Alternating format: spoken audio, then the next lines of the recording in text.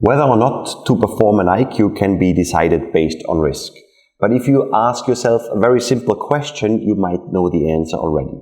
The question is, does it affect the product quality? Let me give you 3 examples. Does a sealing machine, where you seal your sterile pouches with, affect the product quality? You might want to say yes, it does affect the quality of the product.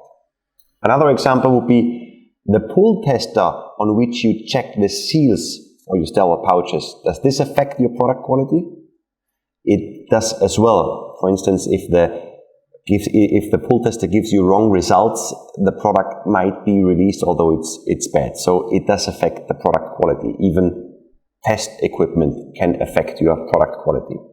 And the third and last example, does the table in the HR office affect your product quality?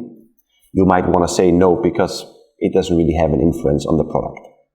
So this question is a very simple one, but can really help you in finding whether you really need to qualify your equipment.